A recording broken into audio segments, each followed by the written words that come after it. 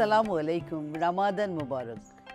সবাইকে প্রীতি ও শুভেচ্ছা জানিয়ে আমি রোকেয়া হক আমন্ত্রণ জানাচ্ছি ইফতার প্রতিদিনে। আমাদের আজকের ইফতারে প্রতিদিনকার মতো আমাদের অতিথিও এসেছেন। আমি প্রথমে তাকে ভিতরে ডেকে নিচ্ছি, তারপর হবে আপনাদের সাথে কথা। আমি হুমায়ুন, তুমি আসো। আসসালামু আলাইকুম। সে খুব ভালো একজন রন্ধনশিল্পী, ওর অনেক ট্রেনিং আছে। তো আমি ওকে বলেছি যে আমাদের স্বাস্থ্যসম্মত খাবার, মানে আমরা তো দেখেছেন এই কয়দিন যা দিয়েছি আপনাদেরকে, চেষ্টা করেছি আমরা যে আপনাদেরকে যেন স্বাস্থ্যটা ভালো থাকে এরকম কিছু ইফতার যেন আপনারা খেতে পারেন। তো আজকে সেভাবে বলা হয়েছে। আজকে তুমি কি ধরনের ইফতারটা রেখেছো? আজকে আমি করছি ইতালিয়ান পাস্তা সালাদ, সেটা সম্পূর্ণ দেশি স্টাইলে করব আজকে। আচ্ছা, ও ইতালিয়ান পাস্তা সালাদ করছে। হ্যাঁ, সালাদটা আমাদের সবাই পছন্দ, কারণ আমরা ছোলা বুটের পাশাপাশি একটু মানে কুরকুরে মুখের পাশাপাশি আমরা হেলদি একটা সালাদ প্রতিদিন রাখতে পারি, স্যুপ রাখতে পারি, তারপরে আছে মুড়ি টুরির সাথে এই ধরনের সালাদটা খুবই ভালো জমবে। যাই হোক, সেই ইতালিয়ান সালাদ করলেও আপনাদের ভয় পাওয়ার কোনো কারণ নাই, কারণ এখানে আমি ওর ইনগ্রিডিয়েন্টসটা একটু চোখটা বুলিয়ে নিয়েছি ইতিমধ্যে। ওখানে দেখলাম সে আমাদের দেশে যেগুলো পাওয়া যায় এইসব জিনিসগুলোই ব্যবহার মনে হয়ে করবে, কেটে নিয়েছে। তো আর দেরি নয়, আমরা রান্নাতে চলে যাচ্ছি। Thank you ma'am. আমি আজকে যেটা ইতালিয়ান পাস্তা সালাদ করব সেটার জন্য আমি প্রথমে আপনার পানিটা বয়েল করতে দিয়ে দিচ্ছি। তো পানিটা একটু বয়েল হোক, আমি এর মধ্যে একটু লবণ দিয়ে দিচ্ছি।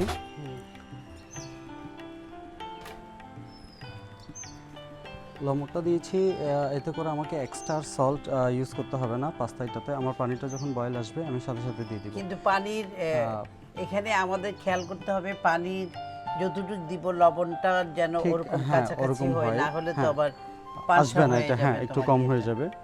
তো আমাদের পানিটা হতে হতে আমার হাতে যে ধনে পাতাটা আছে আমি এটা একটু কুচি করে নিচ্ছি। বাকিগুলো তো তুমি ইতিমধ্যে আমি সবগুলো কেটে নিয়েছি। আমি যে ধনে পাতাটা একটু করে কুচি করে নিচ্ছি। আসলে আমরা সবসময় বলে থাকি রোজা রমজানের দিনে আমাদের সময়টা খুব কম থাকে, কাটাকুটির কাজগুলো আমরা সকালবেলায় একটু দ্রুত আমরা করে রেখে দিলে আমাদের জন্য সুবিধা হয়। এগুলো কেটে কুটে যদি আমরা গুছিয়ে রাখি, ঠিক রান্নার সময় কিন্তু আমাদের আর মানে রান্নার যানজট এটা আর হবে না। এটা আমাদের জন্য সুবিধা। রান্না করতে সময়টা বেশি লাগে না, জাস্ট আমাদের যে মিজেন প্লেস, যেটা আমাদের উপকরণগুলো একটু রেডি করতেই সময়টা লাগে। ও চমৎকার করে কিন্তু চপ করেছে, আমরা দেখতে পাচ্ছি।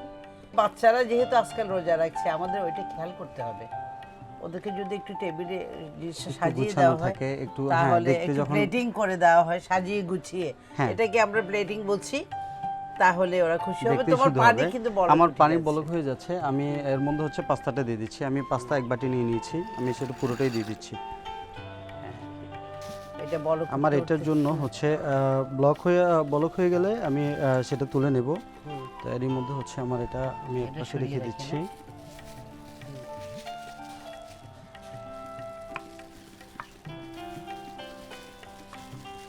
এটা চপ করবে, তাই না? না, চপ করব না, আমি জাস্ট কিউব কাট করে নেব।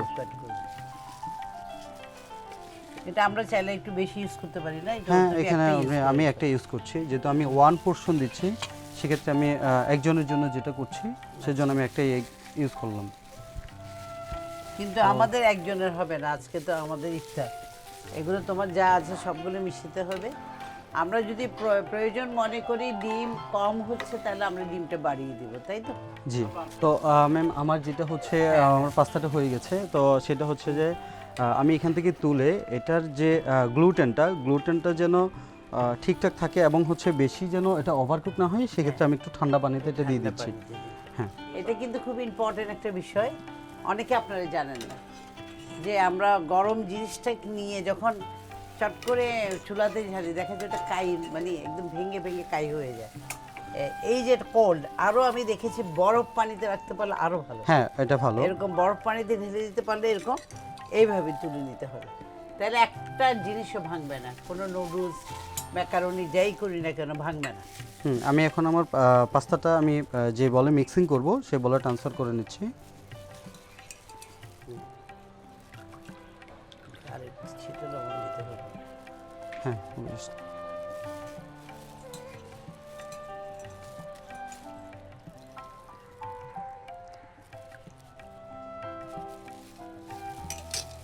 আমি এখানে অনিয়নটা দিয়ে দিচ্ছি, ক্যাপসিকামটা দিয়ে দিচ্ছি।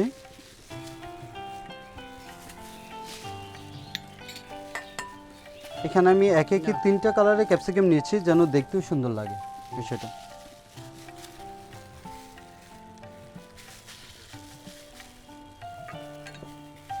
শসা দিচ্ছি, হ্যাঁ দেখতে সুন্দর লাগে। হ্যাঁ ব্রাইট হয়ে যায়, খুব আর্টিস্টিক হয়। বিটরুট একটা দিয়ে দিচ্ছি, লেটুসটা দিয়ে দিচ্ছি, লেটুস পাতা। লেটুস পাতা কি চপটা চপ? হ্যাঁ লেটুস পাতাটা এভাবেই দিয়ে দিলেই সুন্দর হয়। যেহেতু আমি সবগুলো কিউব কাট করে নিয়েছি সেক্ষেত্রে হচ্ছে আমি একটু বড় বড় করে কেটেছি। সাথে চেরি টমেটোটা দিয়ে দিলাম। আর এখানে হচ্ছে আমার ফ্রেশ একদম, কেউ চাইলে ড্রাইটাও দিতে পারে, আমি ফ্রেশ অরেগানো এবং থাইমটা আমি দুইটা কেটে নিয়েছি, কুচি করে নিয়েছি। এটা হচ্ছে আসল মশলা। হ্যাঁ এটা হচ্ছে যে যেটা আমি ইতালিয়ান বেস, যেহেতু আমি কিছুটা ইতালিয়ানটা রেখেছি। ইতালিয়ান ফুডে খুব ইম্পর্টেন্ট একটা আর জিনিস। সেখানে হচ্ছে আমি দিয়ে দিচ্ছি আপনার ধনেপাতা কুচিটা। ইতালিয়ানটা হচ্ছে ওনারা পার্সলিটা ব্যবহার করে, তো আমি যেহেতু সম্পূর্ণ দেশি স্টাইলে করছি সেজন্য আমি ধনেপাতাটা দিচ্ছি, হাতের কাছে যেটা সব সময় আমি পাবো। মিক্স করে নিচ্ছি। হ্যাঁ অবশ্যই আমাকে ড্রেসিং করতে হবে, তাহলে কালার কম্বিনেশনটা দেখতেও সুন্দর লাগছে। আচ্ছা এখানে কোনো সস আমি দেখছি? হ্যাঁ অবশ্যই আমি এখানে আমার যে ড্রেসিং যে ব্যাপারটা, আমি এখানে অয়েলটা দিয়ে দিচ্ছি, অলিভ অয়েলটা দিয়ে দিচ্ছি। হ্যাঁ কেউ চাইলে সেটাকে মাস্টার অয়েল দিয়েও সেটা ইউজ করতে পারে। কারোর কাছে যদি অলিভ অয়েলটা বাসায় না থাকে সেখানে আমরা মাস্টার অয়েল দিয়ে আমরা করতে পারি। জি। তো আমি এখানে ব্ল্যাক পেপার দিয়ে দিচ্ছি, কালো গোলমরিচ গুঁড়োটা দিয়ে দিচ্ছি,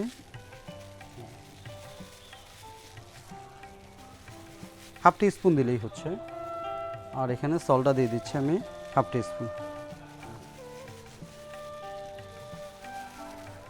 আর একটু হচ্ছে আমাদের টেস্টটা বাড়ানোর জন্য আমি এখানে দিয়ে দিচ্ছি লেমন জুস। এখানে 1 টেবিল চামচ লেমন জুস আছে, আমি সেটা দিয়ে দিচ্ছি, পুরোটাই দিয়ে দিচ্ছি।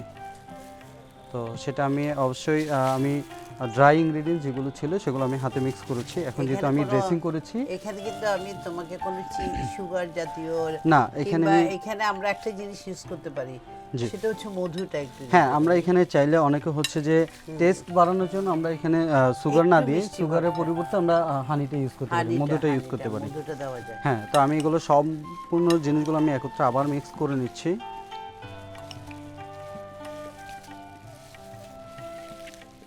হ্যাঁ ম্যাম আমার হচ্ছে অলরেডি মিক্সিং করা শেষ, আমরা এখন প্লেটিং এ চলে যাব। তোমার প্লেটটা আমি দিচ্ছি। হ্যাঁ প্লেটিংটা আমাকে একটু দেন। হ্যাঁ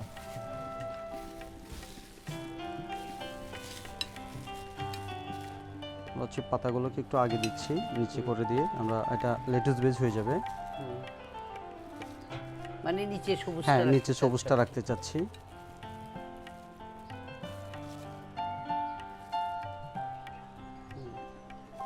এখন একে একে হচ্ছে পাস্তা এবং কালার কম্বিনেশনটা যখন এক থাকে, ভিন্নতা থাকে, তখন দেখতে সুন্দর লাগে। অরিগানো পাতাটা, হ্যাঁ আমি সেটা হচ্ছে যে আমরা এখানে অনেকে হচ্ছে যে সুইটনেসটা চায়, তো সেক্ষেত্রে আমি দেখলাম যে আপনার কাছে অলরেডি মধু আছে, আপনি আমাকে মধুটা দিয়ে দেন, আমি একটু করে সেটা ডাজল করে দিচ্ছি। আর এমনি আমরা চাইলে একটু ব্রাউন সুগার, হ্যাঁ একটু ব্রাউন সুগারটা আমরা দিতে পারি। এটা খুব হেলদি আর কি মধুটা। হ্যাঁ মধুটা অনেকটা হেলদি, আমরা জাস্ট হচ্ছে উপর দিয়ে দিচ্ছি। অনেকে খাওয়ার সময় সেটাকে মিক্স করে তারপরে খেয়ে নেবে। নরমাল আর দিয়ে না, এটা বেশি হেলদি। ওকে ম্যাম, জাস্ট আমি এখন হচ্ছে সুন্দর করে যেটা আমাদের অরিগানো বেস, আমি সেটাকে আমার হয়ে গেল হচ্ছে ইতালিয়ান পাস্তা সালাদ সম্পূর্ণ দেশি স্টাইলে। বয়েল করা pasta, red capsicum, yellow capsicum, green capsicum, cherry tomato, শসা, বিটরুট, সেদ্ধ ডিম, ধনেপাতা, oregano, thyme, lemon juice, black pepper, লবণ, অলিভ অয়েল, কিউব করে পেঁয়াজ কাটা, লেটুস পাতা।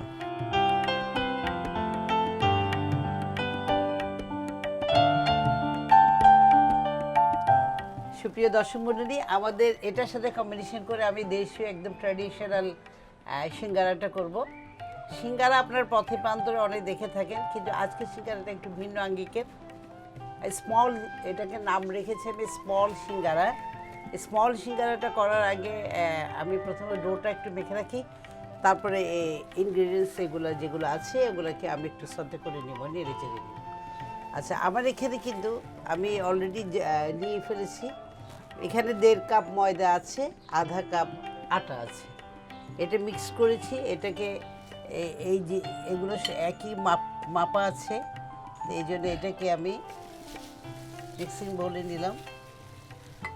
এখানের মধ্যে আমি যেটা দিব, আমাকে একটু চামচ দেবে।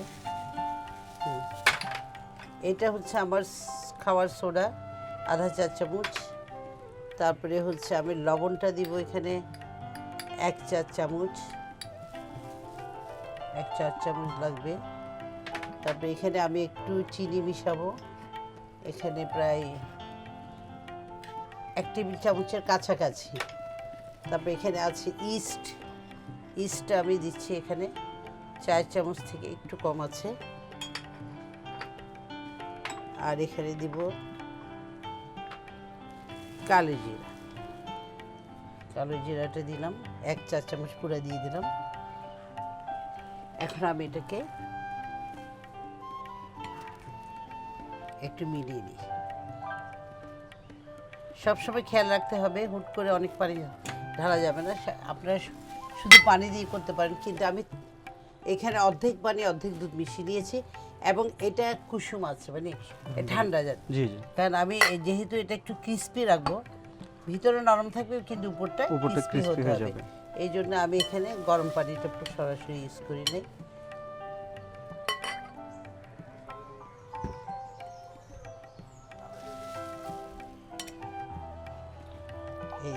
এটার একটা পরিমাপ আছে, ওই পরিমাপ, হ্যাঁ ওটা দিয়ে ওটা লেগে যাবে।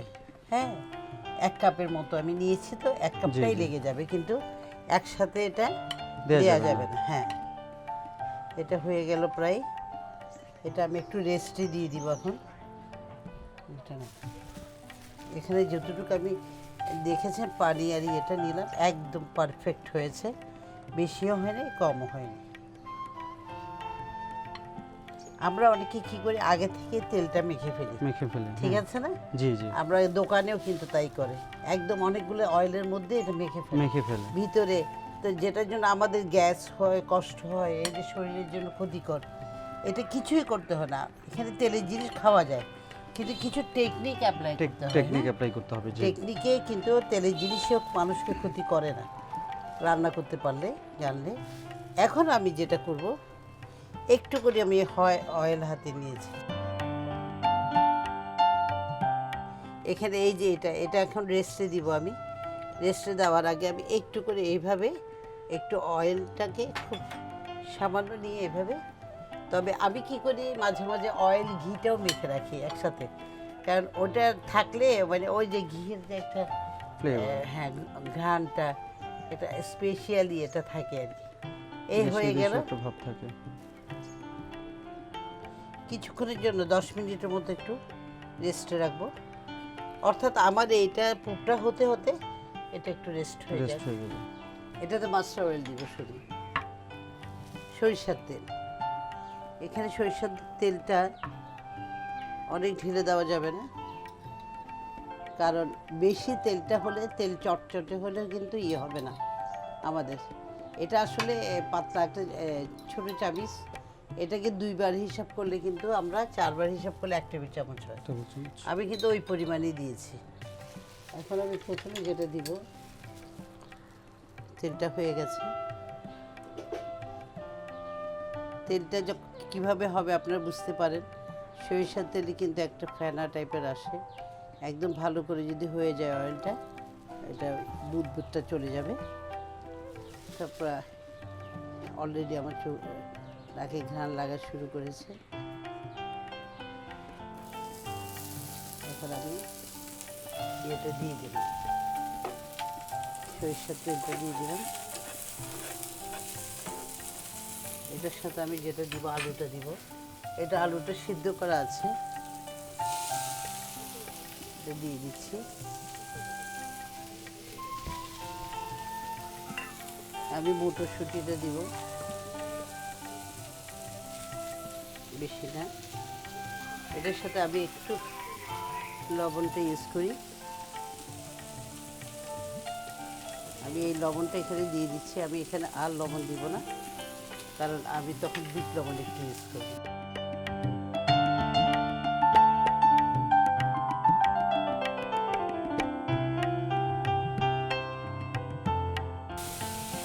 এটা হয়ে গেছে। এখন এখানের মধ্যে আমার যেটা করতে হবে, এখানে আমি একটু বিট লবণটা দিয়ে ফেললাম। ক্যাপসিকাম পরিমাণ কিন্তু সবগুলো 4 ভাগের 1 কাপ চেয়ে একটু কম, 2 টেবিল চামচ। পেঁয়াজ কলি, ধনিয়া পাতা, পুদিনা পাতা, ধনিয়া পাতা। সবচেয়ে মজার জিনিস, যেটা মজা করবে, এটা হচ্ছে কারি পাতা, যেটা দিয়ে ঘ্রাণ হবে। তারপর কাঁচা লঙ্কাটা দিব।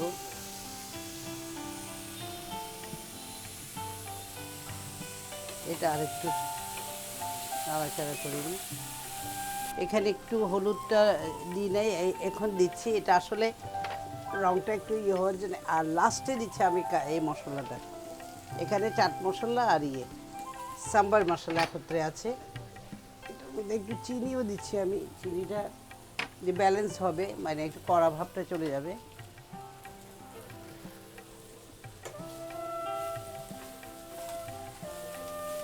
চিনি প্রাইস দিয়ে দিচ্ছি। শেষ, এটা বন্ধ করে দিই। আপনারা দেখেছেন আমি গোল করে এখানে অনেকটা টেনে গেছে, কারণ আমাদের নির্দিষ্ট সময় পার হয়ে গেছে। এখন আমি কয়েকটা ছোট ছোট লুচি এটাতে নেন আপাতত, পরে রেখে কয়েকটা লুচি করে দিব। এখন আমি এটাকে বিসমিল্লাহ, এটা এইভাবে করে, এটা যদি কেউ এইভাবে বেলতে পারেন তাহলে ময়দা লাগানোর দরকার নেই। আর যদি বেলতে কারো অসুবিধা হয়, একটু হালকা একটু করে হালকা লাগাতে ময়দা। পারেন। হ্যাঁ,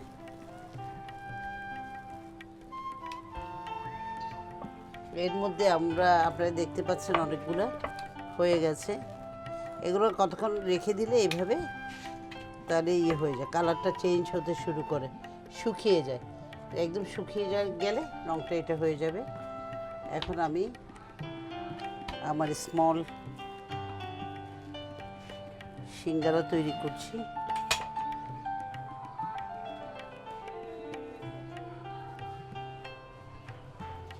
এটা ভুলে গিয়েছিলাম, একটু উপর দিয়ে তারপরে দিয়ে দিচ্ছি লেবুর রসটা। লেবুর যে একটা ফ্লেভার, এটা অসাধারণ। এটা না দিলে আসলে এই ঝাল জিনিস মনে হয় মনেই ভরে না। আমি এখান থেকে আর চুলা থেকেই নিয়ে নিচ্ছি, যেহেতু আমাদের সময় কম থাকে, এত কিছু ঢাল। এমনি আপনারা বাটিতে নিয়ে একটু ঠান্ডা করে নেবেন, এটা আমি সবাইকে বলে রাখছি। এইভাবে একটু রুটিটা শুকিয়ে গেলে একটু ফেটে যেতে চাইবে, ওই ক্ষেত্রে আমি সবাইকে বলবো আপনারা একটু ইয়ে করে রাখবেন। এভাবে তৈরি করে আমরা কি করব, একটু ফ্যানের নিচে রেখে দিতে পারি, অথবা সকালে করে ফেললে আমরা বিকালে তো ইয়ে করবো। হ্যাঁ, ইফতারে করব। এটাই কিন্তু খেয়াল রাখতে হবে সবাইকে। এইসব কাজগুলো কিন্তু একদম খাবার মুহূর্তে করা যায় না, আগে থেকে করে ফেলতে হয়। আবার হয়ে গেছে,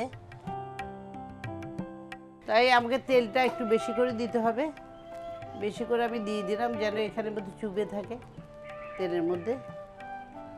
সবই দিয়ে দিচ্ছি, এক ভর্তি হয়ে গেছে। এখন তেলটা একটু গরম হোক। এখন তাপমাত্রা আমি একদম কমিয়ে দিচ্ছি, একদম কমিয়ে দিব। এখন আমি ছাড়লাম।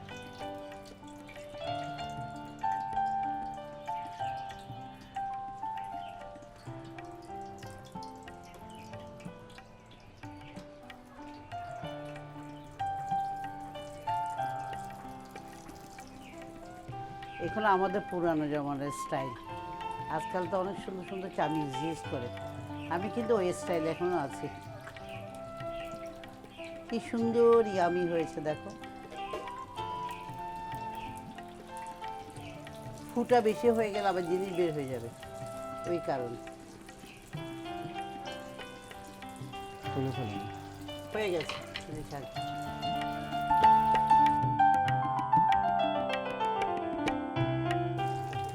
এটাই হচ্ছে নিয়ম, এইভাবে নিচ্ছি আমি। মাঝখানে যে কাঁচাটা ওটা মাঝখানেরটা একটু কম হয়েছে, যেহেতু এটা শেষের দিকে দিয়েছি, ওই জন্য এটাকে আমি আবার একটু দিব।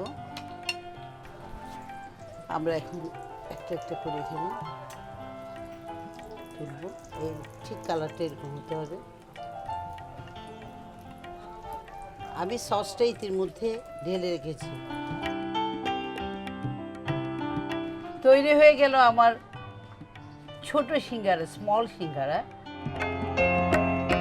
1.5 কাপ ময়দা, আধা কাপ আটা, সোডা আধা চা চামচ, ইস্ট আধা চা চামচ, লবণ স্বাদ মতো, ঠান্ডা দুধ পানি মেশানো 1/3 কাপ, ঘি তেল মিশানো 1 টেবিল চামচ, কালো জিরা 1 চা চামচ, সেদ্ধ পুঁতি আলু 1 কাপ, সেদ্ধ মটরশুঁটি 4/1 কাপ, বিট লবণ 1 চা চামচ, চিনি 1 চা চামচ, চাট ও সাম্বার মশলা একত্রে 1 চা চামচ, কারি পাতা 1 টেবিল চামচ, পেঁয়াজ ছোট কিউব কাটা 2 টেবিল চামচ, চিলি ফ্লেক্স 1 চা চামচ, লেবুর রস আধা চা চামচ, ধনিয়া পাতা পুদিনা পাতা কাঁচা লঙ্কা কুচানো, সাদা তেল,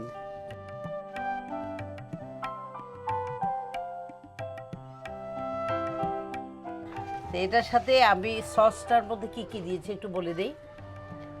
সেটা হচ্ছে টমেটো সস আছে এখানে 2 টেবিল চামচ, আমার পুদিনা পেস্ট আছে, কাঁচামরিচ পেস্ট আছে, ধনিয়া পাতা পেস্ট আছে, একটু তেঁতুলের মার আছে, আর বিট লবণ দিয়েছি একটু, একটু কারি মশলাটা যেটা দেয়া হয় ওই যে চাট মশলা, এটা দিয়ে কিন্তু চুলাতে একটু গরম করে এটা করে নিয়েছি, কারণ সময় নাই, এই জন্য এটা করতে হয়েছে আমাকে। তো আশা করি আজকে আমাদের এই যে একটা কম্বিনেশন করলাম, এই খাবারটা আপনাদের মানে ইফতারিতে আজকে সবাই এনজয় করবেন আশা করছি। তো হুমায়ুন, তুমি এতক্ষণ আমাকে হেল্প করেছো, সুন্দর করে তোমার কাজটা করেছো, এই জন্যে অনেক অনেক ধন্যবাদ ম্যাম। আপনাকেও হ্যাঁ। খুব সুন্দর করে আপনি কাজ করলেন। এখন যাবার পালা, যাবার প্রাক্কালে বলতে হয় সংযমের মাস প্রজার মাস। আমরা যে কাজ করি না কেন, সংযম করে আমাদের কাজগুলা করতে হবে, অর্থাৎ লোভ লালসা সব কিছু পরিত্যাগ করে গরিব মিসকিন সবাইকে সহযোগিতা করতে হবে। এই যে ইফতারগুলো আমরা তৈরি করি, আমরা অবশ্যই আমাদের যেগুলো উদ্বৃত্ত ইফতার থাকবে এগুলো যেন কোনোভাবে নষ্ট না হয়, আমরা একটা কিছুতে সংরক্ষণ করবো। যাদের পরিবারে বেশি লোকজন আছে ওরা তো খেয়ে ফেলে, যাদের পরিবারে কম লোকজন খেতে খাবারটা বেশি আছে, এখন পথে প্রান্তের সব জায়গায় আশেপাশে প্রতিবেশী অনেকজন পাওয়া যায়, তাদেরকে যেন আমরা ইফতারটা খাওয়াই। আর এমনিও নিয়ম করে এখন যদি খাওয়ানো যায়, প্রতিদিন কমপক্ষে 2 থেকে 3 জন মিসকিনকে খাওয়ানো যায়, এর চেয়ে বড় সওয়াব আর কিছু হতে পারে না। আর আজকের মতো বিদায় নিচ্ছি। আপনারা সবাই ভালো থাকবেন, সুস্থ থাকবেন, নিরাপদ থাকবেন। আমি আবার আসছি কালকে এই সময় আরেকটা আর 2টো রেসিপি নিয়ে। ধন্যবাদ।